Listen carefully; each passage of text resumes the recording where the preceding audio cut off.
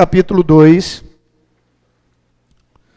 Apocalipse 2, versículos de 1 a 7.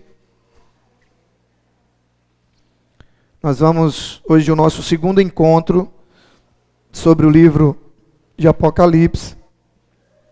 Primeiro encontro nós estudamos o capítulo 1 e hoje nós vamos abordar o capítulo 2, do versículo de 1 a 7, que diz assim: Ao anjo da igreja em Éfeso, escreva: Estas são as palavras daquele que tem as 7 estrelas em sua mão direita e anda entre os 7 candelabros de ouro. Conheço as suas obras, o seu trabalho árduo e a sua perseverança. Sei que você não pode tolerar homens maus, que pôs à prova os que dizem ser apóstolos, mas não são, e descobriu que eles eram impostores. Você tem perseverado e suportado sofrimentos por causa do meu nome, e não tem desfalecido. Contra você, porém, tenho isto: você abandonou o seu primeiro amor. Lembre-se de onde caiu. Arrependa-se e pratique as obras que praticava no princípio. Se não se arrepender, virei a você e tirarei o seu candelabro do seu lugar. Mas há uma coisa a seu favor: você odeia as práticas dos nicolaítas, como eu também as odeio. Aquele que tem ouvidos, ouça o que o Espírito diz às igrejas. Ao vencedor, darei o direito de comer da árvore da vida que está no paraíso de Deus. Amém? No nosso primeiro encontro, nós falamos sobre o primeiro capítulo, de Apocalipse, e nós vimos que a origem do livro, que o próprio nome já revela, Apocalipse significa revelação, e nós vimos que o livro de Apocalipse vai trazer uma revelação que Deus deu a Jesus, e Jesus deu a João, quando João se encontrava na ilha de Patmos. Essa revelação foi dada a João num momento em que a igreja era perseguida, e que vai trazer ensinamentos e palavras que ajudariam a igreja nesse momento de perseguição a permanecer firme. Essa revelação diretamente destinada a 7 igrejas que Deus revela a João. Ele deveria escrever 7 cartas daquilo que ele tinha visto e que ele ia ouvir acerca de coisas que iriam acontecer. E ele ia escrever 7 cartas para essas 7 igrejas, sendo que essas 7 igrejas representariam toda a igreja cristã sobre a terra. Nós vimos ainda que quando Cristo morreu, na obra na cruz ali, quando ele demonstrou o seu amor, quando ele ressuscita, a Bíblia diz que ele toma para si as chaves da morte e do inferno.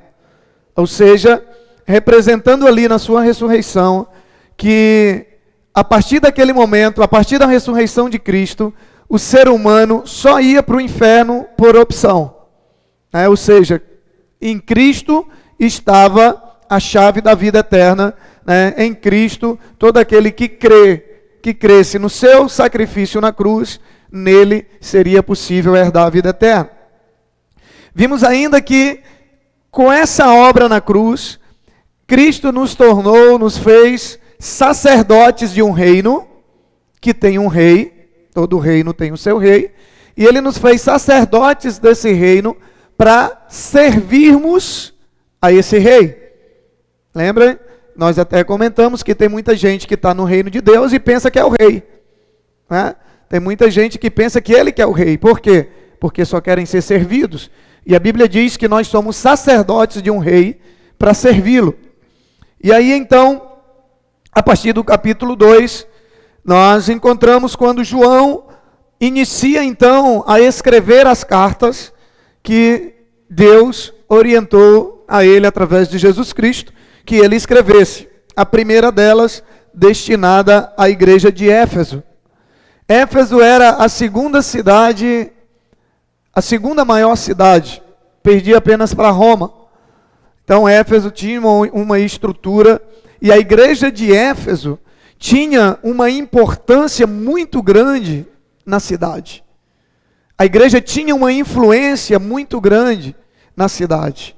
E aí então João escreve essa carta à igreja de Éfeso, e ele começa fazendo uma referência ao fato de que Jesus tem a sua igreja, que nesse texto, quando fala de estrelas e de candelabros, nós vimos no capítulo 1, que as 7 estrelas que ele tem nas mãos representam os 7 anjos das 7 igrejas, ou seja, os 7 pastores, os 7 líderes daquelas 7 igrejas, e os 7 candelabros representam as 7 igrejas. Então, João, ele começa fazendo uma referência ao fato de que Jesus tem na sua mão, né, a sua igreja, que é representada aqui pelos 7 candelabros e pelas 7 estrelas, porque quando se diz que Jesus tem na mão o líder e o pastor, ele tem na mão a igreja, e ele passeia, ele circula, ele anda no meio da sua igreja. Então, ele diz que Jesus, ele tem a sua igreja nas suas mãos. A igreja de Cristo e os pastores dessas igrejas estão nas mãos dele. E aí, queridos, nós precisamos entender essa verdade, porque nós partimos do princípio, diante dessa verdade, de que quando nós decidimos fazer parte da igreja de Cristo, ou seja, quando nós decidimos crer no sacrifício de Cristo na cruz, quando nós decidimos andar segundo a vontade dele, quando nós decidimos fazer parte do povo de Deus, né, quando nós decidimos fazer parte dessa igreja de Cristo na terra, a nossa vida então passa a estar nas mãos dele. Ele diz que a sua igreja está nas suas mãos. Os anjos da sua igreja estão nas mãos dele. A presença dele é real no meio da sua igreja. Eu acho interessante é que ele faz uma delimitação, é como se fosse uma separação entre a minha igreja, como se houvesse, como a gente sabe que realmente há, igrejas que não pertencem a ele, igrejas que não estão nas mãos dele, existem anjos, ou seja, pastores, que não estão nas mãos dele, como nós vimos na segunda carta de Pedro, que existem os falsos mestres, os falsos profetas, mas ele diz que as igrejas que foram escolhidas por ele, os anjos, os pastores que foram levantados por ele, e que pastoreiam as suas igrejas, estão nas suas mãos. E isso é para nos trazer paz. Porque se eu creio que a minha vida está nas mãos de Deus, o que eu vou temer? Se eu creio que Ele está comigo, que eu estou com Ele, o que eu vou temer?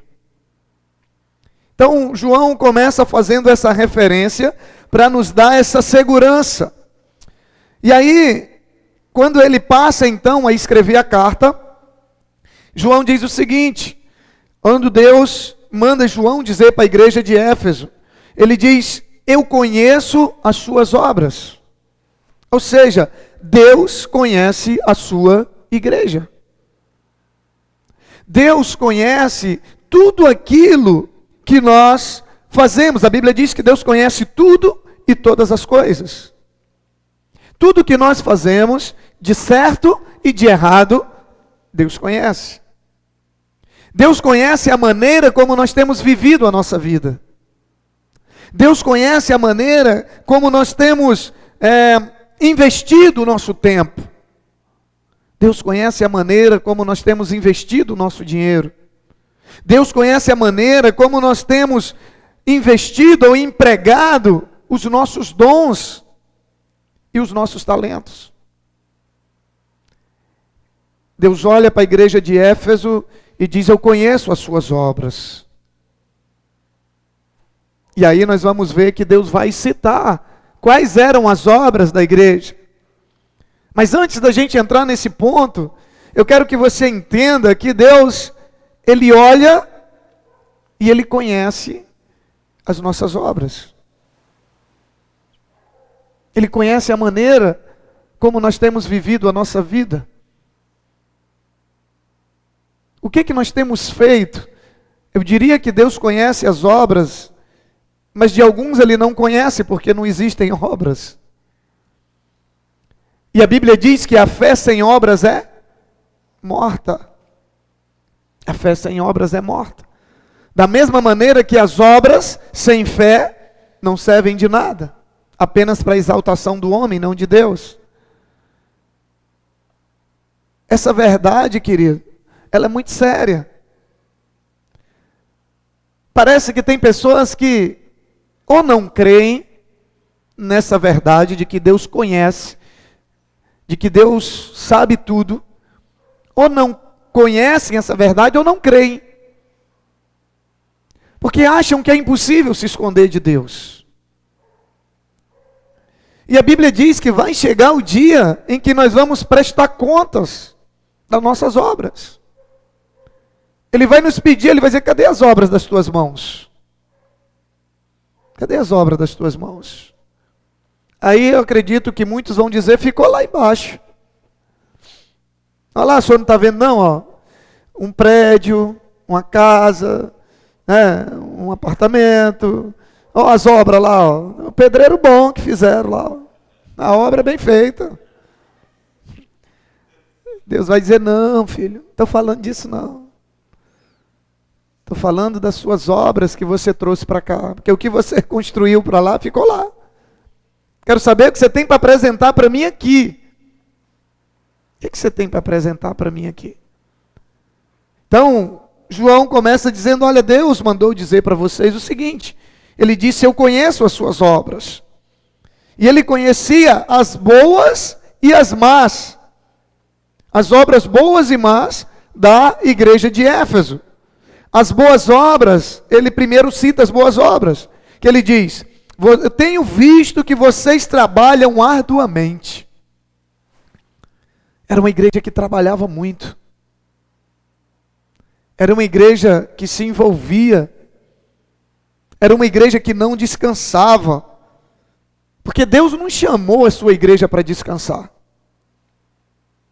Quem quer sombra e água fresca, tem que morrer e ser enterrado embaixo de uma árvore na beira de um riacho. Aí você vai ter sombra e água fresca ali do lado, correndo. Mas essa vida aqui não é para descansar, querido. O nosso descanso, o descanso que Deus tem para nós, é na eternidade. O que Deus tem para a sua igreja aqui na terra é trabalho. É obra. É isso que Deus tem para a sua igreja. E a igreja de Éfeso era uma igreja que trabalhava. Nós não somos chamados para ficar parados, sabe, somente recebendo, desfrutando das bênçãos de Deus, enquanto pessoas estão morrendo sem Cristo. Nós não somos chamados para desfrutar de tantas coisas boas, enquanto tanta gente passa necessidade e a gente não faz nada.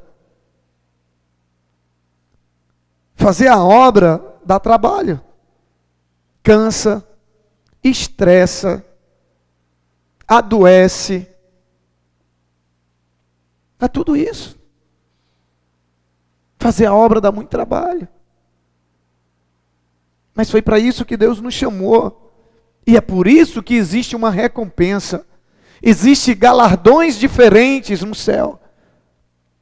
Porque Deus não seria justo se o irmão se mata de trabalhar na obra, sabe, o tempo que ele tem, ele investe seu tempo, investe do seu dinheiro, sabe, investe da sua vida, investe de tudo que do seu dom, né, aquilo que Deus lhe deu como habilidade, ele usa em prol do reino dele, e o outro fica lá no bem bom, e quando chega lá em cima, o mesmo galardão para os dois, isso é justiça? Não. É por isso que a Bíblia diz que há galardões diferentes.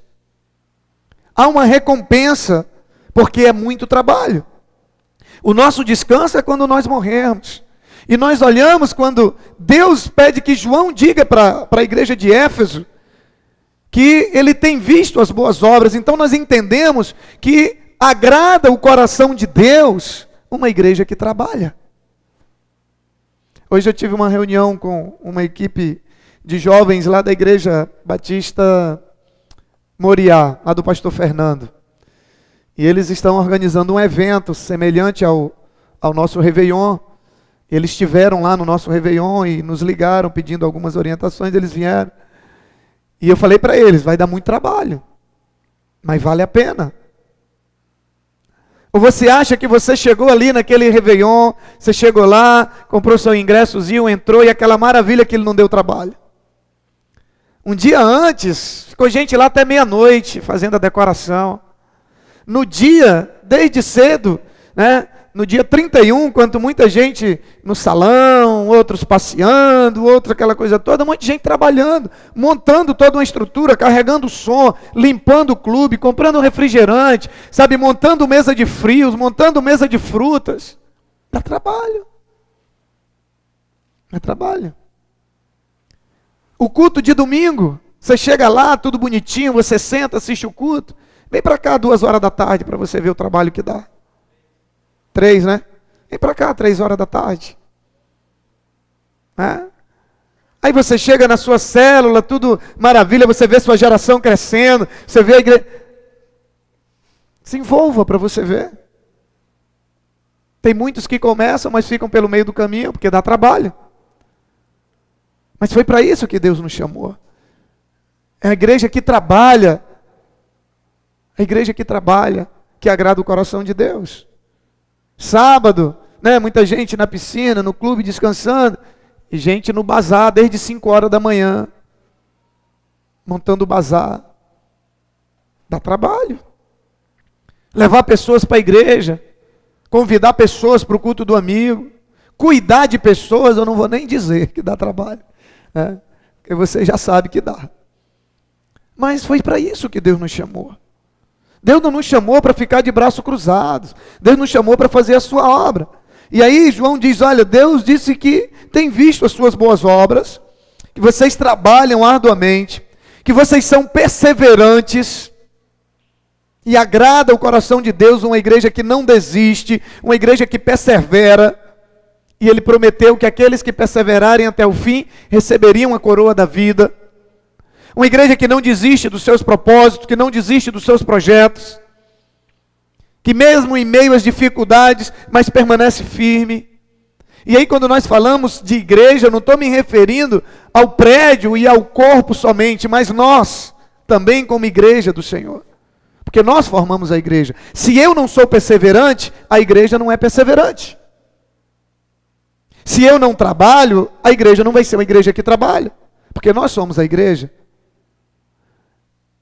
Ele diz, a sua perseverança também é vista por mim. Você não tolera pessoas más. Ou seja, você não é conivente com a maldade, com a corrupção. E isso agrada o coração de Deus, numa igreja. Você não tolera pessoas más. Você não tolera o erro. Uma igreja que busca a santidade. É uma igreja que se preocupa com a santidade. Uma igreja que se preocupa com a maneira como a obra vai ser feita.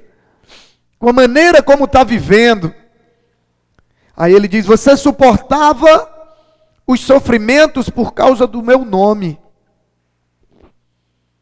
Tem gente que sofre a vida inteira por causa de um homem ou de uma mulher. Mas começa a servir a Cristo, vem uma tribulaçãozinha, esse negócio de ser crente só piorou, aí vaza.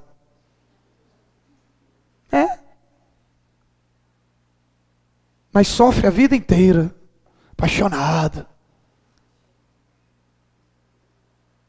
por causa de um homem ou de uma mulher. Aguenta sofrimento, aguenta humilhação, mas por Cristo não aguenta. Por Cristo não aguenta uma pressãozinha, já vaza.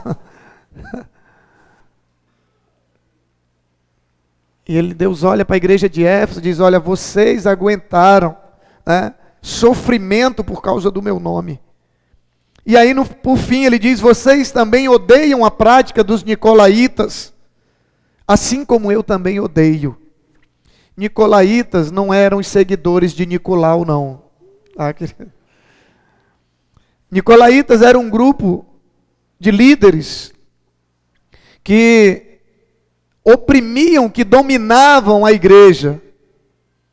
A palavra Nik, né, que é a raiz, significa vitória no sentido de dominar.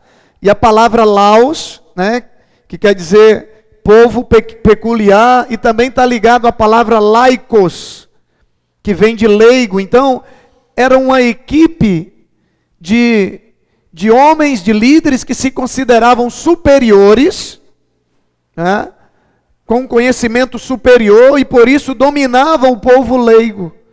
E eles dominavam no sentido do poder, e não da autoridade.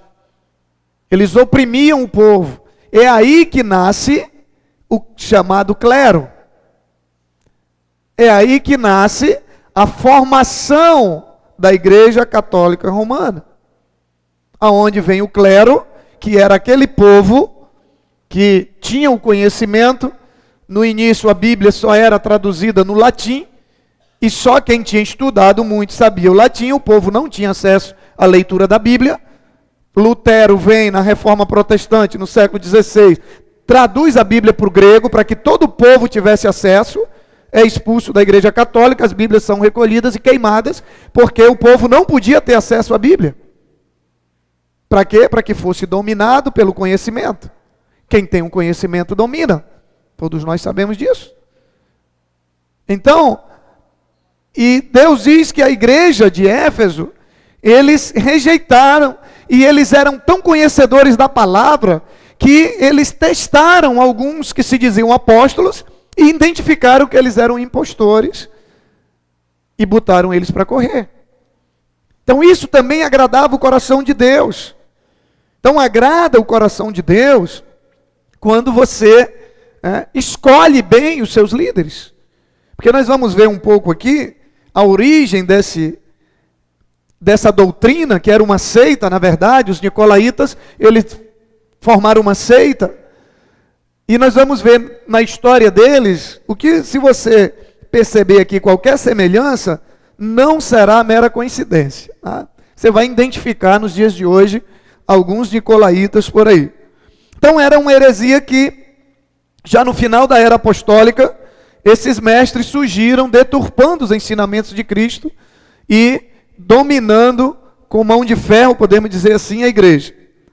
E essa doutrina tinha essa ideia de que havia um clero, formou-se a ideia de uma hierarquia eclesiástica dentro da igreja, e dentro do próprio clero havia uma outra hierarquia, que era para poder dominar. E aí a gente vê que até hoje, a Igreja Católica, por exemplo, ela é dominada onde? Roma. Por que em Roma? Porque era a maior cidade da época. A maior força política, a maior força do comércio. Então, lá em Roma se estabeleceu o domínio que até hoje predomina sobre a Igreja Católica. Lá de Roma, o Papa define o que vai ser pregado, o que vai ser ministrado nas igrejas em todo o mundo. Se você for domingo na missa na igreja aqui no Acre ou na Alemanha, é o mesmo conteúdo, em línguas diferentes, é lógico, né? Mas é o mesmo, porque é um domínio. O clero é que domina. Ele é que decide, inclusive, quem é santo e quem não é. Né? É eles quem decide quem vai ser santo e quem não vai ser santificado. Então, é atribuído a ele esse poder. Então, pouco se sabe, né, sobre a influência desses nicolaítas nas igrejas da Ásia Menor, onde estava situado Éfeso, mas eles, de maneira muito sutil, influenciavam e dominavam a igreja. Evidentemente que esse desejo de exercer o poder sobre o povo se espalhou entre muitos homens na liderança das igrejas, e que pelo instinto carnal hoje ainda exercem essa sede pelo domínio, né? Pela soberba, pela ganância, como que eu posso dizer, pelo status, né? Até hoje por posição, por riqueza, principalmente em igrejas grandes, a tentação a você se tornar um nicolaíta é muito maior, né? Você começar a exercer esse poder e essa força, inclusive, sobre igrejas menores. Então, o problema de hoje, que essa heresia dos nicolaítas continua influenciando o nosso cristianismo, né? O pensamento de muitos cristãos que hoje pensam em galgar degraus escadas da fama através do ministério. Nós vemos muitos pastores que eles trocam de igrejas por serem maiores ou por pagarem mais. Isso é muito comum, infelizmente. Porque eles veem ali a possibilidade de se projetar socialmente, de se projetar financeiramente. E eles veem o ministério, eles muitas vezes buscam o crescimento da igreja como uma oportunidade de projeção, porque se a sua igreja crescer, ele vai poder se projetar socialmente e isso vai colocá-lo acima e isso vai lhe dar condições de dominar muito mais do que se ele tiver numa situação inferior. Então hoje, infelizmente, existe, e nós vemos lá em Marcos capítulo 10, vamos ver o que diz em Marcos capítulo 10, versículos 42 a 44. Marcos 10,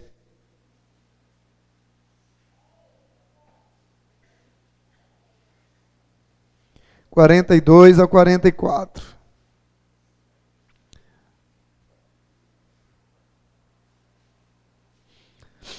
Olha o que Jesus disse. Parece assim que esse texto ele não existe na Bíblia de algumas pessoas. Jesus os chamou e disse: vocês sabem que aqueles que são considerados governantes das nações as dominam. E as pessoas importantes exercem poder sobre elas. Não será assim entre vocês. Pelo contrário, quem quiser se tornar importante entre vocês deverá ser servo.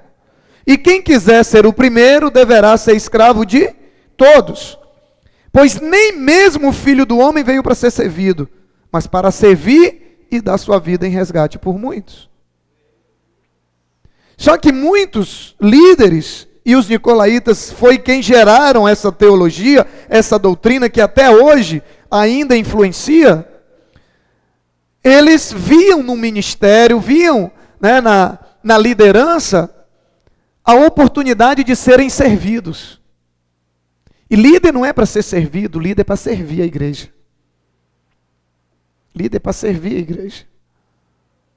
Ele não é para dominar, ele é para servir. E aí nós encontramos ainda nos dias de hoje, essa influência negativa. Então, nosso papel como ministro de Deus é o de servir. E essa síndrome de Lúcifer, que também pode ser chamada assim, que é o desejo de ser igual a Deus. O que fez Lúcifer cair?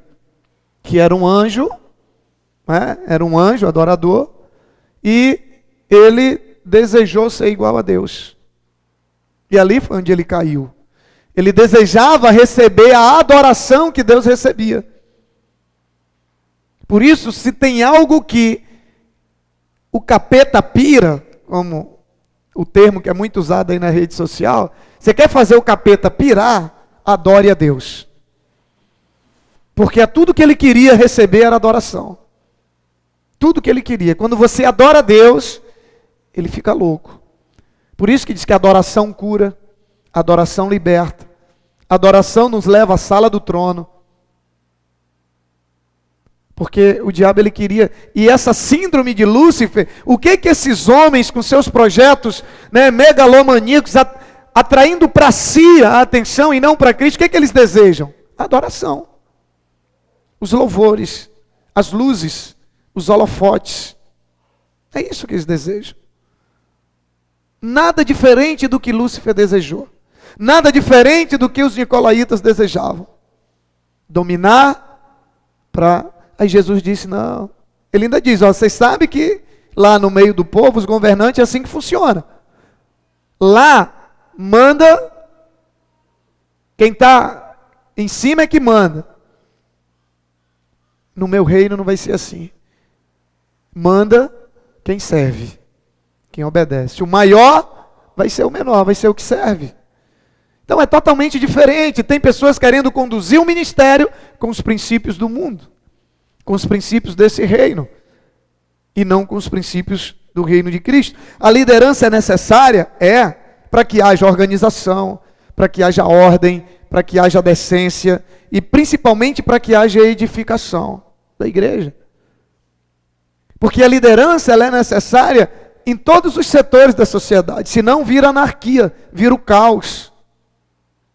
Mas a liderança do serviço, uma liderança com autoridade. Qual é a diferença de autoridade e poder? Poder se impõe, autoridade se conquista. E como que se conquista a autoridade? Servindo. O líder que serve é o líder que tem autoridade. O líder que serve, que cuida, é aquele que tem autoridade. O que manda, ele não tem autoridade, ele tem poder. E há uma diferença. Jesus teve autoridade, não poder. Então, nós temos em Filipenses 2:3, que diz assim, e nós tenhamos nossos irmãos em consideração como superiores a nós mesmos. É como se você pegasse, se escrevesse um código de ética da sociedade hoje, aí você pegar os princípios bíblicos, é como você pegar o código de ética e botar ele de cabeça para baixo. É o inverso. Todo mundo quer ser superior, todo mundo quer ser melhor. Todo mundo. Todo mundo quer que o seu seja o melhor. Aí Jesus vem e diz, olha, a gente tem que considerar os nossos irmãos superiores a nós. Mas a gente quer ser melhor do que o nosso irmão. A gente quer ser sempre o melhor. Você quer ver uma coisa engraçada? Eu tenho ido algumas vezes no consultório lá levar o Pedro, né, com a Ana, quando ele vai ao médico. Aí a gente encontra ali 4, 5 mães. Aí cada uma com o seu filho, com o seu troféu, né? Aí uma diz, olha, ele já anda, ele já corre. Aí a outra não vai ficar por baixo, né? Ah, o meu também, desde 9 meses. Aí começa a fazer graça, quer para o filho responder, para os outros verem que o filho dela é inteligente. Você nunca viu isso, não? É assim toda hora.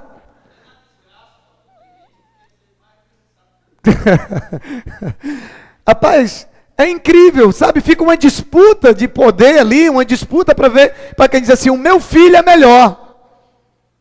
Mas isso é natural nosso, é da nossa natureza humana. Aí Jesus vem e diz, não, a gente tem que considerar os outros melhor do que a gente.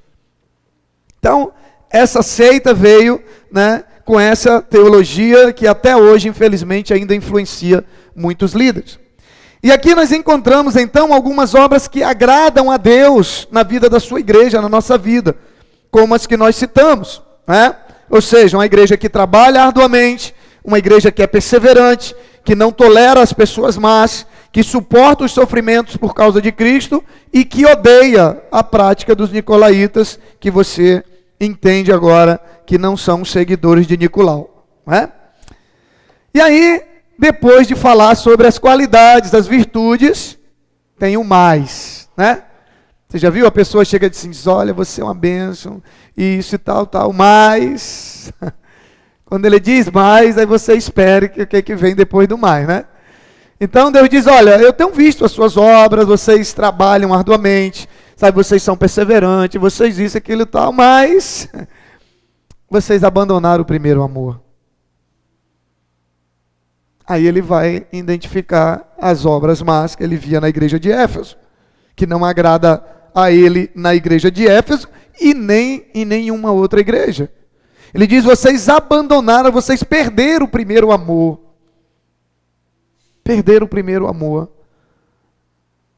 Vejam onde vocês caíram, se arrependam, volte às práticas que vocês tinham no princípio, porque se vocês não fizerem isso, eu venho e eu vou tirar o candelabro do meio de vocês. Eu vou tirar a igreja de vocês. Eu vou tirar a minha presença. Eu vou tirar o brilho. Eu vou tirar a luz de vocês. E era uma igreja que influenciava Éfeso. Mas Deus disse, se vocês não voltarem ao primeiro amor, eu venho e eu vou tirar de vocês o candelabro. E aí, queridos, Por isso que se diz que o crente novo trabalha, o crente velho dá trabalho.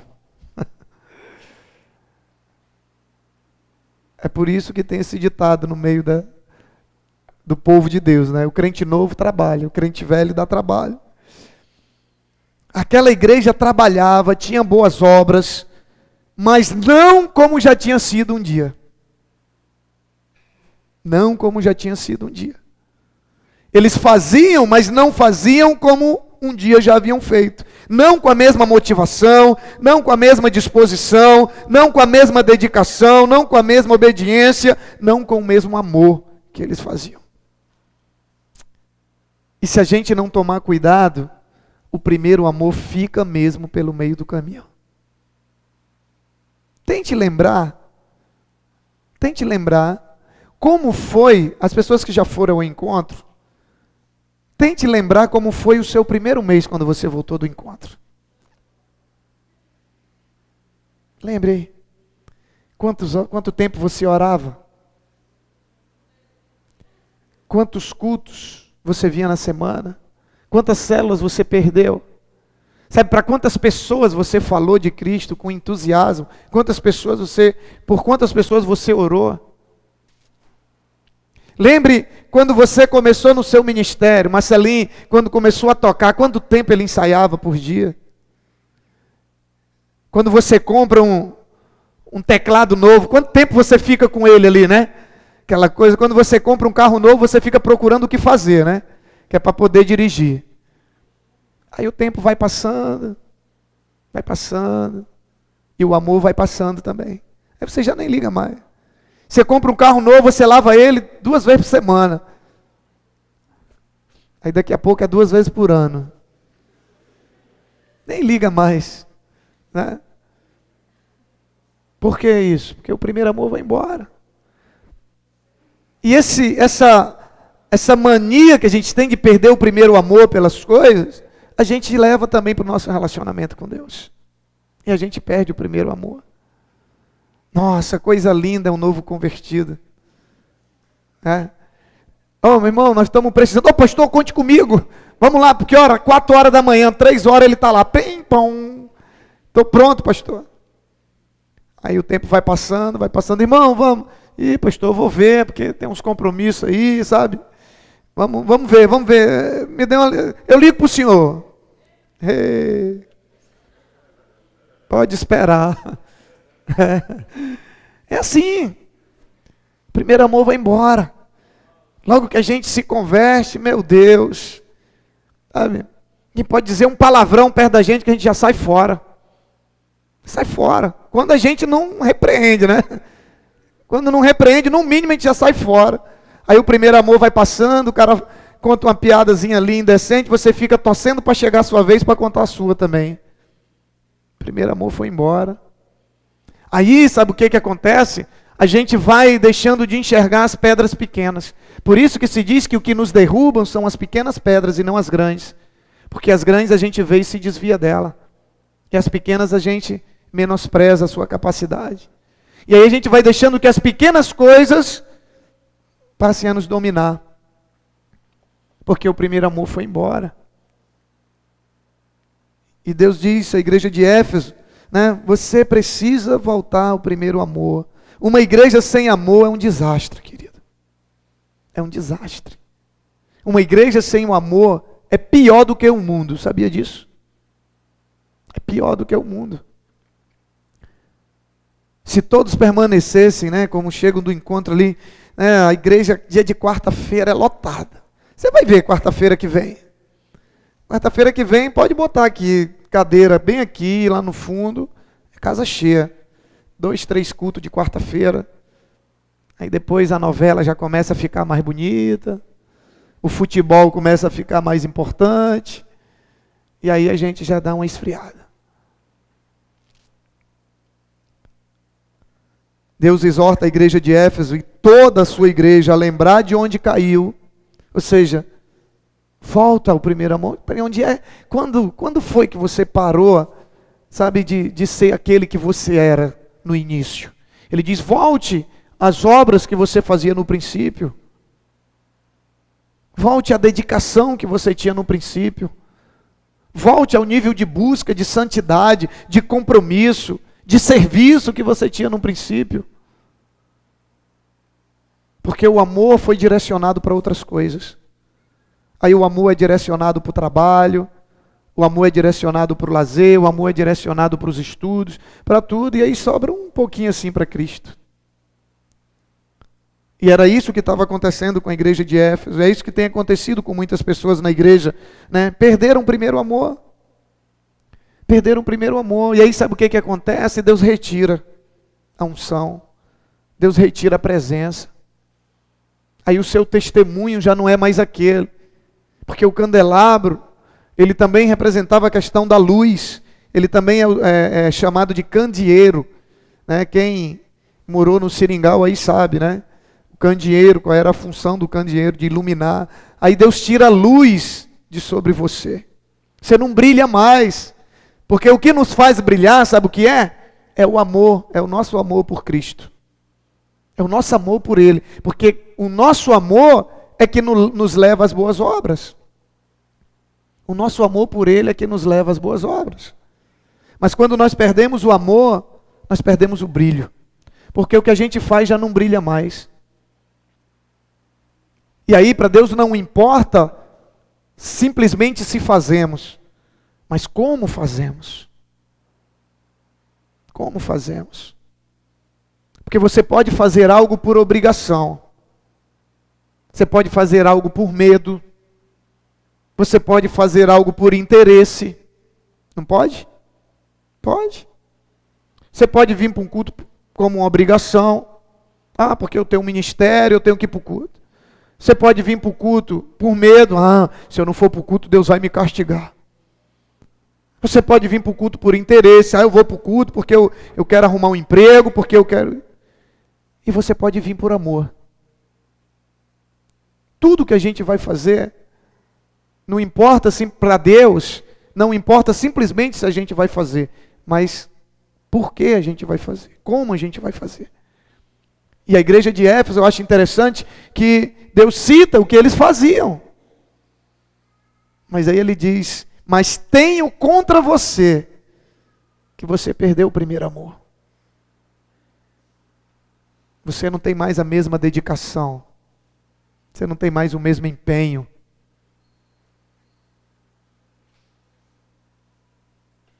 E aí ele diz, se você não se arrepender e não voltar ao primeiro amor, eu virei. Aí mais uma vez, Deus nos fala acerca da sua volta, de que um dia ele vai vir.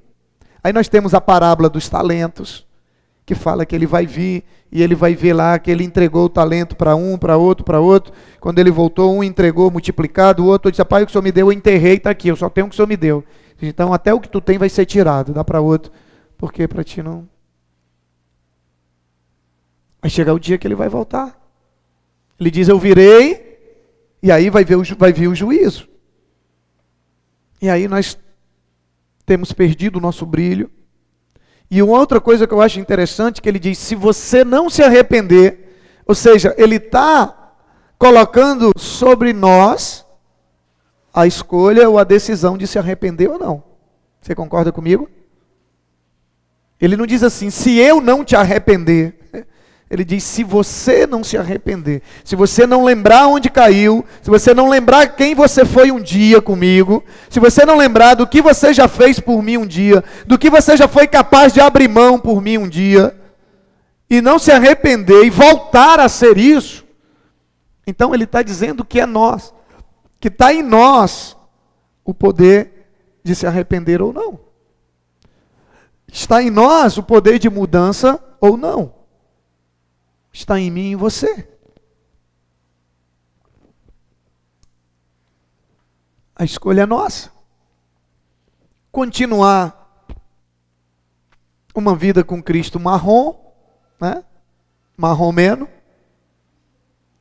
ou voltar ao primeiro amor e voltar a ser aquela pessoa que você foi um dia quando você conheceu a Cristo. Voltar à vida de santidade, de oração, de compromisso, de servir, de estar disposto, de se dispor para a obra, que um dia você já teve. E ele encerra com uma frase muito usada para nos desafiar a crer naquilo que ouvimos de Deus. Nós encontramos essa frase em muitos momentos na Bíblia, quando ele diz assim: aquele que tem ouvidos, ouça o que o Espírito diz à igreja. O que ele está querendo dizer com isso? Que alguns eram surdos? Que alguns não tinham ouvidos? Não. Está dizendo: quem quiser me dar ouvidos, bem, ouça. Quem não quiser. Mas aí ele tem uma promessa, ele diz: aquele que ouvir, darei o direito de comer da árvore da vida que está no paraíso de Deus. A volta ao primeiro amor era o que Deus, é a revelação que Deus traz a João, que ele precisava dizer para a igreja de Éfeso e que ele precisa dizer para a sua igreja nos dias de hoje. A volta ao primeiro amor. E o nosso primeiro amor é demonstrado pelas nossas obras. Pelas nossas obras. Porque a fé sem obra é morta. Mas não as obras por si só, mas por amor. Então, queridos, ser cristão dá trabalho. Tem algumas pessoas que não se converteram aqui nesse ministério. Se alguém enganou você e disse para você que agora você se converteu, você ia só descansar na sombra e água fresca, eu quero dizer para você que você foi enganado. Porque Deus nos chama para trabalhar.